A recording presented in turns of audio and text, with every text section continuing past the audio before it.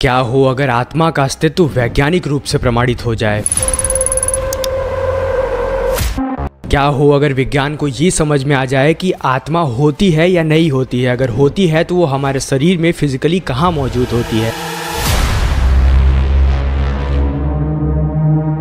या फिर अगर आत्मा फिजिकली कहीं मौजूद नहीं होती है तो वो हमारी चेतना या फिर हमारी कॉन्शियसनेस में कहाँ होती है? अगर हम ये सब पता कर पाए तो क्या हम अपने पूर्व जन्मों को याद कर पाएंगे? और क्या मृत्यु के बाद भी हमारी चेतना जीवित रहती है? और ये आत्मा का सवाल हजारों वर्षों से इंसानों को परेशान करते आया है। इसके बावजूद भी अगर किसी एक व्यक्ति को हम आत्मा होती है या नहीं होती है इसका कोई भी प्रमाण दे दें तो वो हमेशा कंफ्यूज रहेगा, क्योंकि आत्मा के बारे में ना तो विज्ञान कोई 100% ठोस प्रमाण दे पाया है कि आत्मा होती है, और ना ही अध्यात्म के माध्यम से हम ये देख सकते हैं कि आत्मा अगर होती है तो कहाँ होती है, वो कहाँ मौजूद होती है। आज तक दुनिया में कोई भी व्यक्ति ये ठोस प्रमाण के साथ नहीं बोल सकता कि मैंने आत्मा को देखा है, मेरे शरीर के अंदर आत्मा, या फिर हम आत्मा को आपको दिखा सकते हैं। केवल सनातन संस्कृति ही एक ऐसी संस्कृति है जो हमें आत्मा के बारे में बहुत सारे प्रश्न का उत्तर देती है। बहुत सारी किताबें हैं, यहाँ तक कि अगर हम कहें कि सनातन धर्म में 50% चीजें आत्मा से जुड़ी हुई हैं तो ये कहना गलत नहीं होगा। तो इसीलिए इस वीडियो में हम आत्मा से जुड़े हुए उन सभी रहस्यों को जानेंगे जिस पर विज्ञान और आध्यात्म अपनी अपनी अलग अलग राय देते हैं। लेकिन ये सारा खेल शुरू करने से पहले आपको ये बता दें कि आत्मा से जुड़े हुए कौन कौन से प्रश्न हैं जो दुनिया में पूछे जाते हैं, और कौन कौन सी ऐसी थीरीज हैं जो आत्मा के बारे में प्रश्न खड़े करती हैं या आत्मा को साबित करती हैं। पहले उनके बारे में जान लेते हैं। पहला प्रश्न ये है कि आत्मा का अस्तित्व तो सच में होता है या सिर्फ हमारे ये दिमाग की एक कल्पना है? क्या आत्मा अमर है या फिर शरीर के साथ ही खत्म हो जाती है? क्या आत्मा का भी पुनर्जन्म होता है? क्या विज्ञान ने आत्मा का कोई प्रमाण पाया है? क्या कोई ऐसी घटना भी हुई है जिससे आत्मा के अस्तित्व का संकेत मिलता हो हमें? क्या आत्मा सिर्फ धार्मिक मान्यता है या इसके पीछे कोई वैज्ञानिक आधार भी है? क्या दुनिया में कोई भी ऐसा व्यक्ति है जो आत्मा को देखा है या फिर आत्मा को महसूस किया है? तो ऐसे बहुत सारे प्रश्न हैं आत्मा से जुड़े हुए जो हमें परेशान करते हैं। लेकिन सबसे पहले हम ये समझते हैं कि विज्ञान में ऐसी कौन कौन सी थ्योरीज हैं और कौन कौन से ऐसे रिसर्च हुए हैं जो आत्मा के अस्तित्व पर प्रश्न खड़े करती हैं या आत्मा के बारे में एक सटीक जवाब देती हैं। वैसे तो साइंस में बहुत सारा एक्सपेरिमेंट किया गया है। हर व्यक्ति ये जानना चाहता है कि आखिर आत्मा है क्या, और वो कोई ना कोई तरीके से एक्सपेरिमेंट करता है ताकि वो प्रूफ कर सके कि आत्मा होती है या नहीं होती है। कुछ ऐसी 4-5 थ्योरीज हैं, कुछ ऐसे सिद्धांत हैं जो आत्मा पर किए गए हैं, पुनर्जन्म पर किए गए हैं और जो दुनिया में बहुत ज्यादा फेमस हुआ है। पहले हम इनके बारे में जान लेते हैं। पहला है स्टुअर्ट हाफमैन और रोजर पेनरोस्का का क्वांटम कॉन्शियसनेस थ्योरी। इस रिसर्च का उद्देश्य ये था कि आत्मा कोई भौतिक पदार्थ नहीं है, कोई फिजिकल सब्सटेंस नहीं है, बल्कि ये शरीर से बाहर ब्रह्मांड में कहीं क्वांटम स्तर पर मौजूद होता है। तो हुआ ये कि स्टुअर्ट हाफमैन और नोबेल पुरस्कार के विजेता रोजर पेनरोज ने आर्क-ओ-आर नाम की एक थ्योरी दी जिसमें उन्होंने दावा किया कि हमारे मस्तिष्क के जो न्यूरॉन्स होते हैं उनके माइक्रो ट्यूबल्स में क्वांटम सूचना उपस्थित होती है, और जब व्यक्ति मरता है तो ये क्वांटम इंफॉर्मेशन ब्रह्मांड में फैल जाती है। यानी कि जो भी हमारी यादें हैं या जिसे हम आत्मा बोल रहे हैं या फिर जिसके पास हमारे पूरे जीवन का ज्ञान होता है, जो कुछ भी हमने किया है या फिर जो कुछ भी हम कर चुके हैं या फिर ब्रह्मांड का जितना भी ज्ञान है वो ब्रह्मांड में किसी एक स्थान पर चला जाता है, और यदि व्यक्ति को फिर से जीवित किया जाता है तो वो वापस भी आ सकती है। अब अगर ये सिद्धांत सही होता है तो इसका मतलब ये है कि आत्मा का अस्तित्व किसी प्रकार की क्वांटम ऊर्जा के रूप में होता है। मतलब ये सिद्धांत भी आत्मा के बारे में पूरी तरीके से नहीं बता सकता, ये सिद्धांत भी अपने आप में खुद ही कंफ्यूज है। फिर इसके बाद है नियर डेथ एक्सपेरिमेंट NDE और डॉक्टर सैम पार्निया का रिसर्च। इस रिसर्च का पर्पस ये था कि मृत्यु के निकट अनुभव करना, यानी कि नियर डेथ एक्सपेरिमेंट को नोटिस करना और ये पता लगाना कि क्या जो चेतना होती है, हमारा जो कॉन्शियसनेस होती है या फिर आत्मा क्या शरीर से बाहर रह सकती है। अब इस रिसर्च की प्रक्रिया ये थी कि जो डॉक्टर सैम पार्निया है जो कि न्यूयॉर्क यूनिवर्सिटी के वैज्ञानिक है, उन्होंने एक शोध किया जिसमें उन्होंने बहुत सारे लोगों का नियर डेथ एक्सपेरिमेंट नोटिस किया। इसमें क्या होता है कि जो भी व्यक्ति थोड़ी देर में मरने वाला होता है या फिर जो भी मरीज थोड़ी देर में मरने वाला होता है, उनके एक्सपीरियंस, उनके अनुभवों को नोट किया जाता है कि उनके अंतिम पल में हो क्या रहा है। तो इनमें से पहला पॉइंट ये है कि जो मरीज थोड़ी देर में ही मरने वाले थे उनका NDE नोटिस किया गया और उन्होंने बताया कि वो अपने आप को शरीर से बाहर महसूस कर रहे हैं, और कुछ लोगों ने कहा कि वो कुछ अजीब सी चीजें, कुछ डरावनी चीजें अपने सामने देख रहे हैं। Sam, near-death experiences have been used by some people to assert the existence of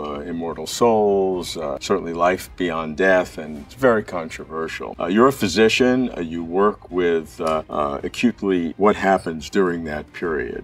So the heart stops, person stops breathing immediately because no blood is flowing, there's no oxygen delivered to the body. The brain shuts down within seconds and it flatlines completely, and you can declare them dead. And that's how we do it still in hospitals today all over the world. And this is the big discovery of the 21st century, is that actually just because someone's died and I've given them a death note as a physician, as an intensive care physician, the cells inside the body have not yet died. Why would they? And in fact, cells can remain viable. They don't function after you die. They completely shut down. Consciousness does not become annihilated just because a person has just died.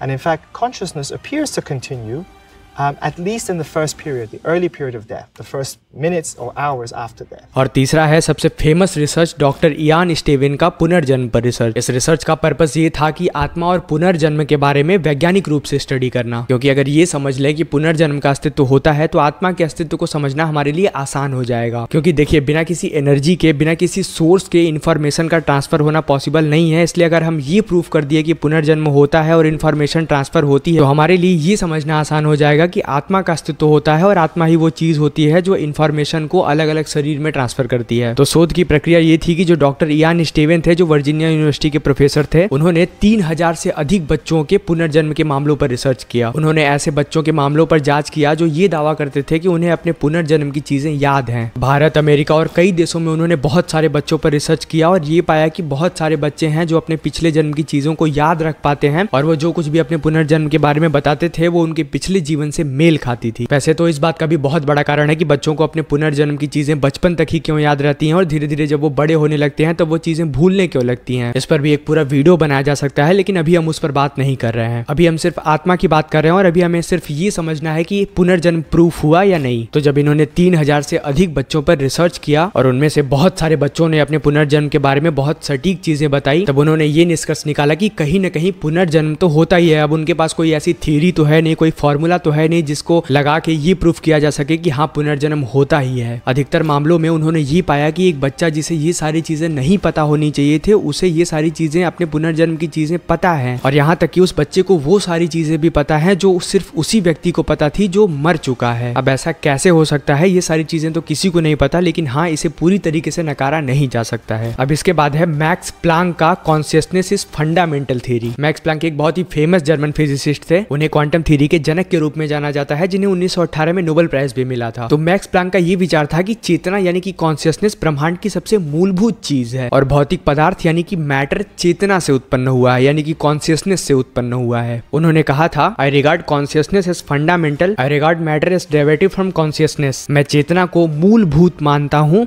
मैं भौतिक पदार्थ को चेतना से उत्पन्न मानता हूँ। देखिए, विज्ञान तो ये कहता है कि हमारे दुनिया में, हमारे संसार में सभी चीजें एटम्स, मॉलिक्यूल्स यानी कि मैटर से बनी हुई है और हमारा दिमाग भी मैटर से बना हुआ है। तो हमारी जो कॉन्शियसनेस होती है वो हमारे दिमाग का ही एक हिस्सा है। देखिए, साइंस का कोई भी मत या फिर साइंस का कोई भी सिद्धांत ये 100% प्रूफ नहीं करता है कि आत्मा नहीं होती है। ये सिर्फ एक सिद्धांत है, ये सिर्फ एक मत है कि हाँ, ऐसा हो सकता है। आत्मा हमारे शरीर से अलग कोई एक ऐसा तत्व हो सकता है जो हमारे शरीर को चलाता है। और मैक्स प्लांक का भी यही मानना था कि जो आत्मा होती है वो हमारे शरीर से बाहर कहीं होती है, हमारे शरीर का हिस्सा नहीं होती है। और उसी कॉन्शियसनेस या आत्मा के माध्यम से ही हमारा शरीर चलता है, क्योंकि जो मैटर होता है मरने के बाद भी तो वही सारे मैटर हमारे बॉडी में मौजूद रहते हैं, लेकिन जो आत्मा होती है वो हमारे शरीर से अलग होती है। क्वांटम फिजिक्स के अनुसार कणों का व्यवहार देखे जाने पर बदल जाता है, जिसे ऑब्जर्वर इफेक्ट बोलते हैं। इसका मतलब ये हो सकता है कि हमारी चेतना, हमारी कॉन्शियसनेस ही रियलिटी को इफेक्ट करती है। अगर हमारी चेतना, कॉन्शियसनेस पदार्थ से भी पहले आती है तो कुछ तो है जो हमारे शरीर को चला रही है, जिसे आप आत्मा कहिए या कॉन्शियसनेस कहिए, जो भी आप कहिए, लेकिन जो हमारे शरीर को चला रहा है वो कुछ तो ऐसा तत्व है। यानी कि कुछ तो है जो इतने बड़े शरीर को चला रहा है। इतने सारे जीव हैं इस दुनिया में, करोड़ों लाखों प्रकार के जीव हैं, उन सभी को चला रहा है और जो शरीर का हिस्सा भी नहीं है। वरना इस दुनिया में, संसार में बहुत सारे मैटर पड़े हुए हैं, उन सभी में कॉन्शियसनेस क्यों नहीं है? यानी कि कहने का मतलब ये है कि मैटर से तो बनी हुई बहुत सारी इस दुनिया में चीजें हैं। अगर हमारे शरीर के जैसा भी अगर कोई शरीर बना लिया जाए तो उसमें हम कॉन्शियसनेस नहीं डाल सकते, उसमें हम चेतना नहीं डाल सकते हैं। अब आत्मा के बारे में हम ये समझ लेते हैं कि हमारा सनातन धर्म, हमारा हिंदू धर्म आत्मा के बारे में क्या कहता है, फिर आप डिसाइड कीजिएगा कि कौन सा सिद्धांत, कौन सी थ्योरी सही है और कौन सा आपको सबसे ज्यादा सटीक लग रहा है। सनातन धर्म में आत्मा को परम सत्य, अमर तत्व माना गया है। ये ना तो नष्ट होती है और ना ही जन्म लेती है। आत्मा शुद्ध,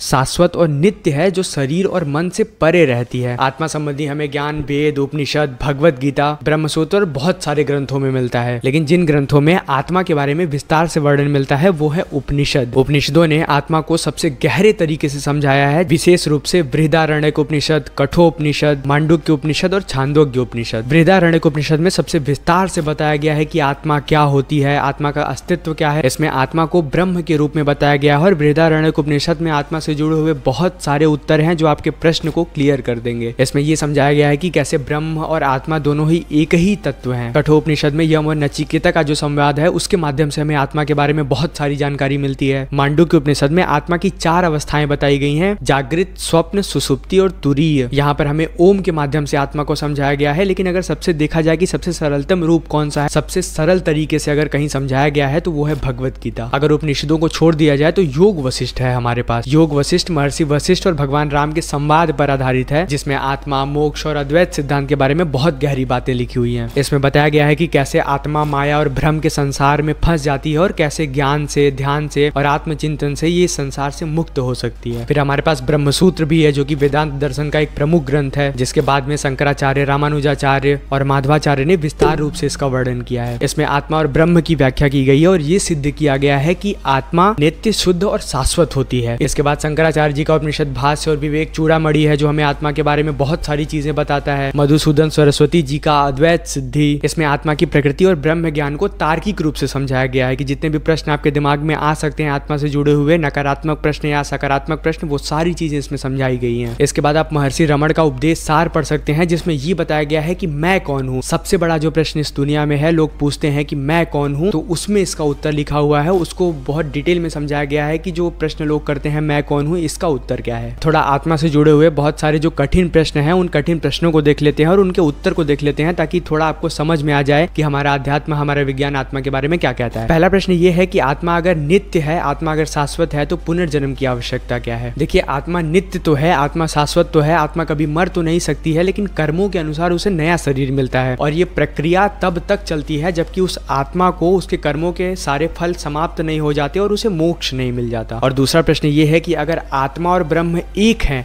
तो फिर जीवों में भेद कैसा। देखिए, इसका सबसे सही उत्तर आदिगुरु शंकराचार्य ने दिया है कि जब तक अज्ञान रहता है तब तक आत्मा को ब्रह्म में भेद दिखाई देता है। आत्मा और ब्रह्म अलग अलग एक दूसरे को मानते हैं, लेकिन जैसे ही ये अज्ञान का पर्दा हटता है, हमें ज्ञान होता है, तो आत्मा और ब्रह्म दोनों फिर से एक हो जाते हैं। तीसरा प्रश्न ये है कि अगर आत्मा अमर है तो फिर ये पीड़ा और कष्ट और मृत्यु किसकी होती है। इसका उत्तर गीता के दूसरे अध्याय में दिया गया है कि आत्मा का शरीर से कोई मतलब नहीं होता है। आत्मा सिर्फ शरीर को कपड़े की तरह बदलती है, मृत्यु सिर्फ शरीर की होती है। चौथा प्रश्न ये है कि अगर आत्मा होती है तो हम इसे कैसे देख सकते हैं। तो इसका उत्तर ये है कि आत्मा को आप अपनी इंद्रियों से नहीं देख सकते हैं। आपके जो आंख है, आप कान से सुन नहीं सकते हैं, अपनी आंखों से देख नहीं सकते हैं। आत्मा को सिर्फ केवल तभी देखा जा सकता है जब आप ध्यान करें। ध्यान और योग से ही आप इसे समझ सकते हैं। देखिए, इस दुनिया में बहुत सारे ऐसे जीव हैं जिन्हें अलग अलग प्रकार से दिखाई देता है, जो इस दुनिया को अलग अलग पर्सपेक्टिव से देखते हैं। हमारी और आपकी जैसी आंखें हैं, उस तरह की आंखें दुनिया में हर प्राणी की नहीं है। हर प्राणी के पास अलग अलग आंखें होती हैं। इस दुनिया को देखने का नजरिया अलग अलग होता है। इसी तरह अगर आप आत्मा को देखना चाहते हैं, अगर आप ईश्वर को देखना चाहते हैं, तो उसके लिए आपकी ये फिजिकल आंखें नहीं चाहिए। उसके लिए आपको योग करना होगा, साधना करना होगा, जो प्रक्रिया सनातन धर्म में बताई गई है। आप ये समझिए कि आपकी आंखें मैटर से बनी हुई है, आपकी आंखें फिजिकल सब्सटेंस है, और जो आत्मा होती है वो कॉस्मिक एनर्जी होती है, वो ब्रह्मांड की ऊर्जा होती है, वो हमारे ब्रह्म का एक हिस्सा है। तो फिर आप उन्हें अपनी फिजिकल आंखों से कैसे देख सकते हैं। इसीलिए हमारे सनातन धर्म में आत्मा को देखने के लिए योग, साधना और आत्मचिंतन की प्रक्रिया बताई गई है। तो आशा करते हैं कि आपके बहुत सारे प्रश्नों का इस वीडियो में उत्तर मिला होगा, और जो प्रश्न आप पूछना चाहते हैं आप कमेंट सेक्शन में पूछ सकते हैं। हर हर महादेव।